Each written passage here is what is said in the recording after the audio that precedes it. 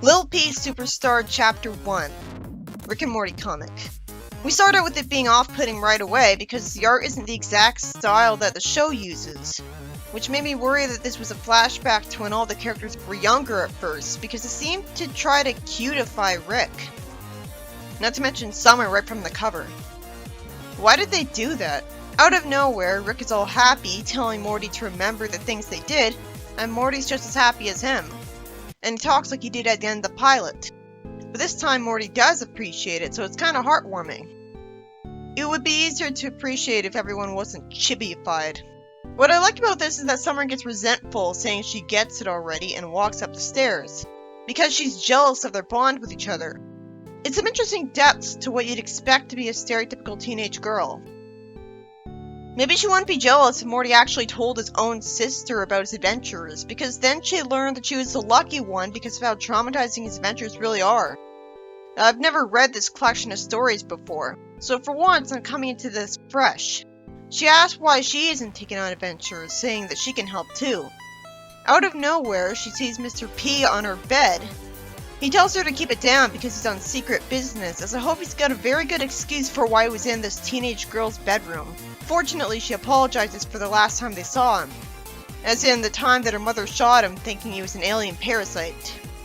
He shows what a nice person he is by dismissing it with a wave of his hand, and he says that he's not ready to see the rest of the family, but he's here to see her because he needs her help. Why her? I'm suspicious now. In the show, we see him with a family of people of the same species as him, so hopefully that proves that he's not into Summer. But if you didn't know that, this would look pretty suspect. As just like when she went off with that creep, she immediately agrees to go adventuring with some strange man because he shows appreciation for her. She's surprisingly easy to take advantage of, and that's her weakness. He says that he's got some unfinished business to attend to, and he can't do it on his own. Fortunately, Summer finally asks why he came to her. He reveals that it's because he trusts her not to shoot him. She's really desperate and insecure if she high-fives him being all happy at this response. Why is she the only one he trusts not to shoot him? First of all, only Beth shot him. Why is Summer the only one he trusts? Why does he not trust Morty and Rick? He could say that he doesn't trust Rick because he's evil, so of course he might shoot him, but he doesn't say that. And second, why does he expect there to ever be another time when one of them might try to shoot him? She's really desperate for an adventure if she agrees to help him before even knowing what he wants help with.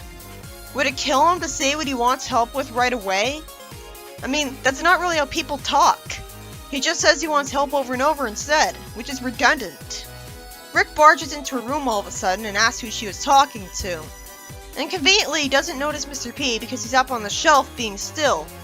And to be fair, I didn't see him at first either, and he was focusing on his granddaughter. He probably stayed still enough to be mistaken for a doll at first glance. He tells her to shut up because he's trying to watch Interdimensional Cable with Morty. Summer glares at Rick when he leaves, and calls Mr. P little buddy to pick him up. I think he cares about Summer too, it's just that it's probably just because she's a girl. Maybe he thinks she wouldn't appreciate vulgarity. It's a bit surprising that Mr. P doesn't take offense to being called little buddy, since he's an adult. He says that first of all, he needs a great disguise. Still not explaining what he wants to do right away and being vague. She's pretty naive. It's a good thing I know he's actually a nice person. Normally, with the tone of this series, you'd be really suspicious of him and expecting him to be using Summer for an evil plan.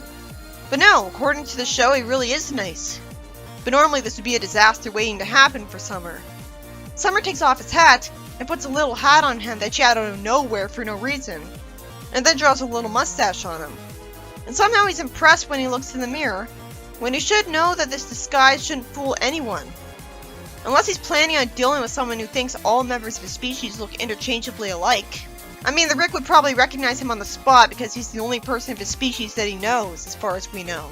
Morty, Beth, and Jerry would be much more likely to recognize him because his overall shape and color is still the same. He's the only member of that species they know. He tells Summer to sneak into Rick's lab as he's in her backpack, and he says suspiciously that no one can know he's here.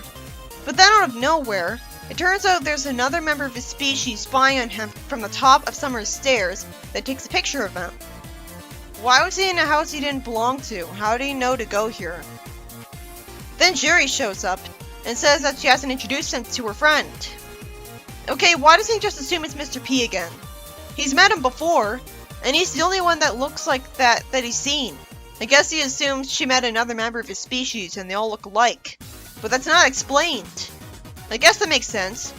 But it doesn't make sense that he talks as if he's just a regular teenage boy that's an actual love interest to Summer. Because he says she doesn't need to hide boys from him. And that he's a cool dad. Just to tell her to leave that door open. He knows he's not a human, right? He must be a really open-minded person if he's perfectly okay with the idea of his human daughter dating an alien. Then he asks Summer for Rick's portal gun because his arms can't reach it.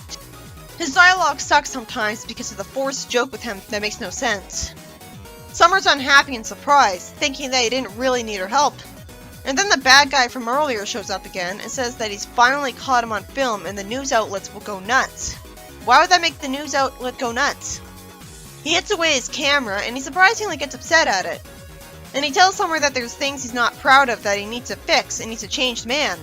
And he creates a portal and says he needs her help. Now at least this is trying to make him interesting. Because he isn't in fact a perfect nice guy. That's a bit more realistic. And he needs to be a bit more realistic with his personality to make up for his dialogue sucking sometimes. Based on that vague explanation, she goes to his dimension eager to help. And is told that she can't use his name here.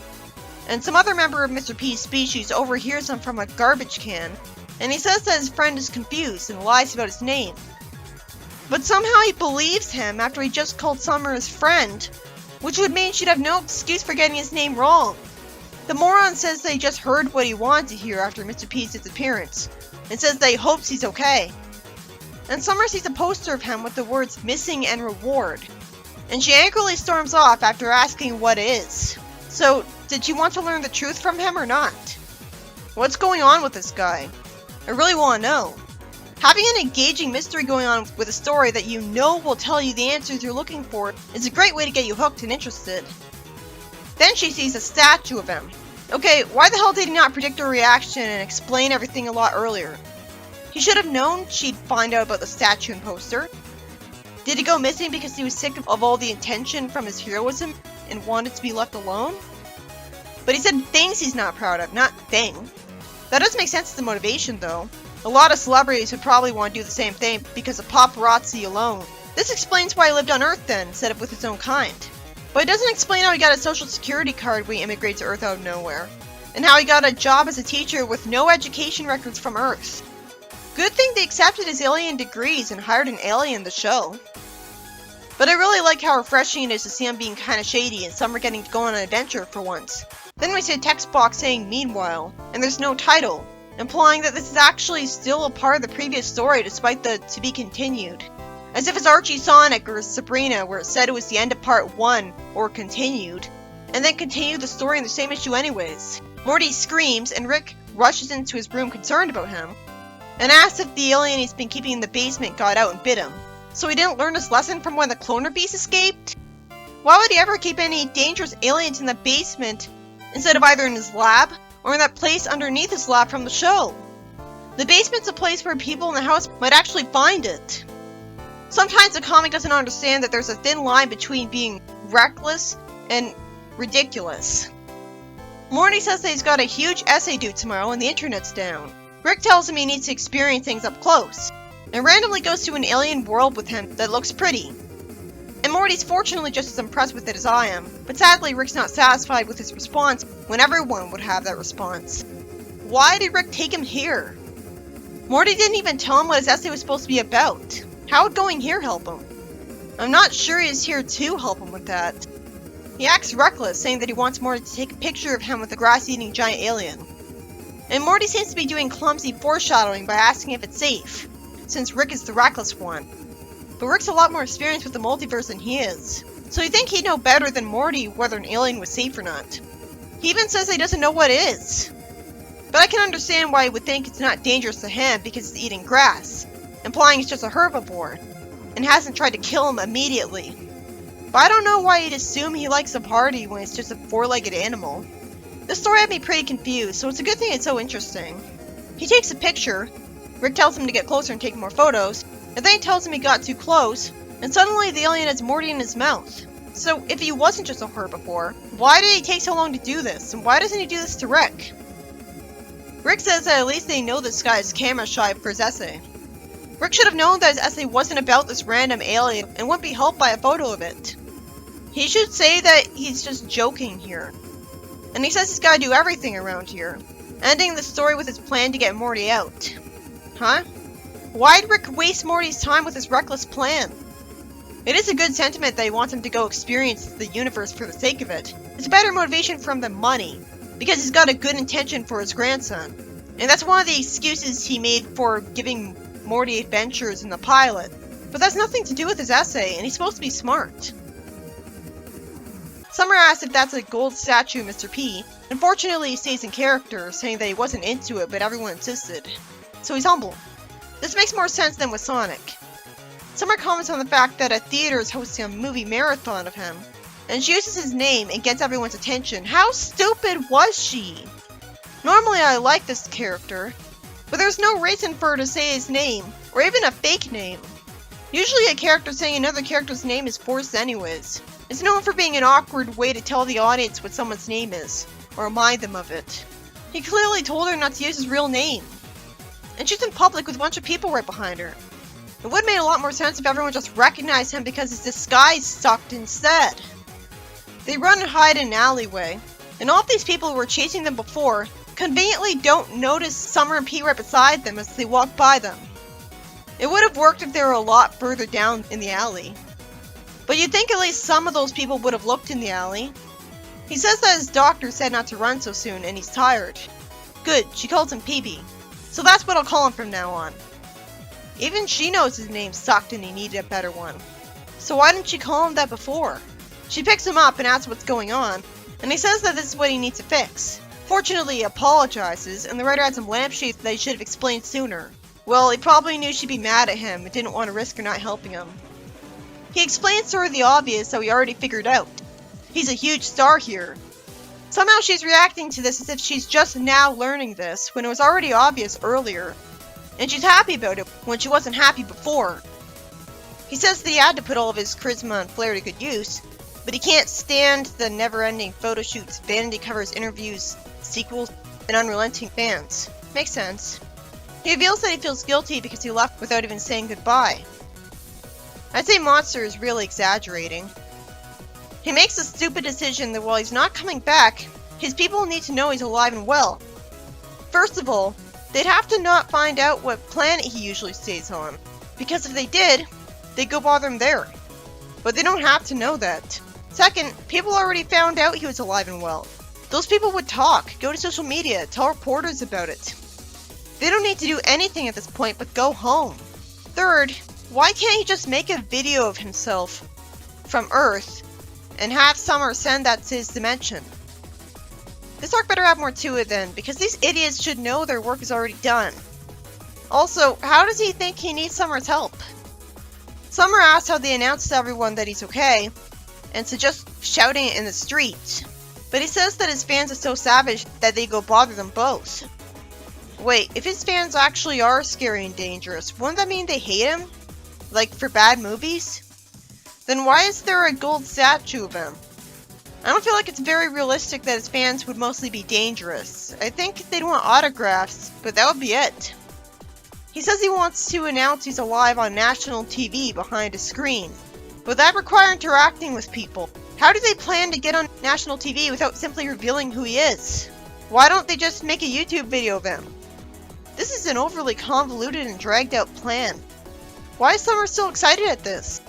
The story should be over by now. It already did its job. And even then, it only did half of it because I still don't know why he knew Rick's family in the show already. Like why Rick knew him when the episode started. It's not explained that Rick knew him because he saw his movies. They should have stopped the story with them going home and then told us when they met him. PB asked the receptionist to put him on the air so he can make an announcement. And of course he says that they don't let just anyone on the air. So he reveals who he really is, when I thought they were going to lie that he was some other celebrity on their planet, but even then, that just had them run into the same problem. Of course, because the room was already full of people. He gets mauled by crazed fans anyways. Summer tells everyone to back off, as I'm confused by the forcedness of their behavior just to drive conflict. Summer puts him up on a desk lamp and starts fighting. Yeah, I hope she doesn't get in trouble for defending herself. I mean, security cameras are everywhere.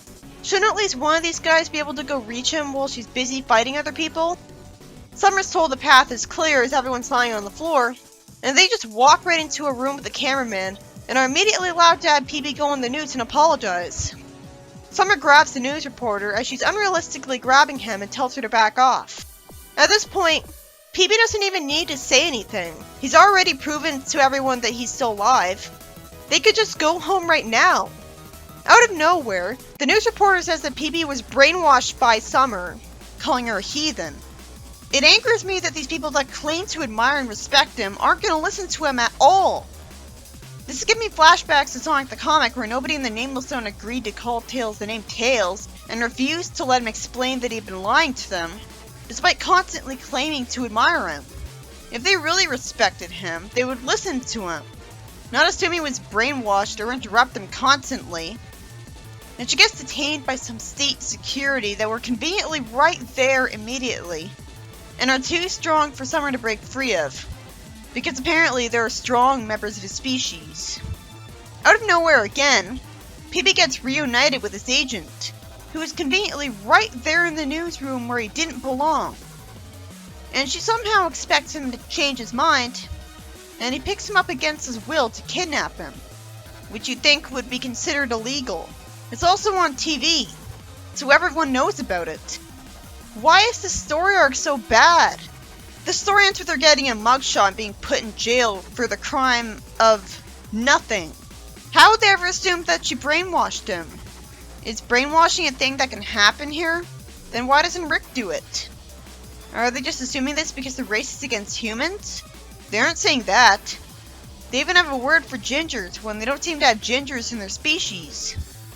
And the garbage can guy didn't have a problem with Summer. I guess they aren't speaking literally when they accuse her of brainwashing. It just thinks that a friendship with her is the reason why he's been staying on Earth. And to be fair, they don't have all the information. How is she supposed to know they'd mistreat her? But it's so frustrating. Shouldn't it have been immediately obvious to them that news would spread that he was alive right after those people chased them and failed to catch up to them somehow? So the arc should have ended there. It only got extended because the writer turned the characters into idiots. And no one could have predicted that idiotic ending, where a bunch of bad guys show up in the newsroom where they don't belong just to kidnap Summer and PB. Summer should have at least brought a ray gun with her when going to an alien planet, but she was forced to go there in a hurry. Still, this is the first time in a while that this comic's made me angry, and this isn't even Sonic. Meanwhile, we see Jerry enjoying taking some time for himself as he drives around, talking to himself for no reason, and yet not even telling us what his destination is. For no reason, it turns out Rick was sleeping in his car, and he swerves and asks him what he's doing here. There better be a good explanation after all the bad writing I just encountered. Usually I don't say out of nowhere that much unless it's a Sonic story, by a fanfiction writer. Sadly, Rick doesn't even try to explain himself, and Jerry says it's the afternoon. So there really isn't an explanation. The writer couldn't even be decent enough to do that. Rick asks what Jerry's car was doing in his lab, and he says there's lots of other rooms in the house and he shouldn't have parked in his. That still doesn't explain it. Why was Rick surprised and confused when Jerry said he went to get ice cream in his alone time? Shouldn't it be easy to understand why someone would want to get themselves ice cream? Then Rick uses a portal in front of them and says he wants to show them what space ice cream is like. Wouldn't it be just like our ice cream? What's the point? Jerry's scared of driving through a portal. I love the change of pace where someone drives through a portal for once. Rick's surprisingly nice by buying him ice cream himself. And it turns out Jerry loves it, saying it's the best experience of his life. But for no reason, he leans the cone forwards while saying this, and it drops on the ground. And Rick says that was the last cone. What, ever? So it was the last of that ice cream ever offered? I guess what Rick really means is that he's not going to waste money buying him another one, because there's no way he couldn't just get him more. And it's Rick, so Jerry would never be able to get away with just taking his ice cream from him.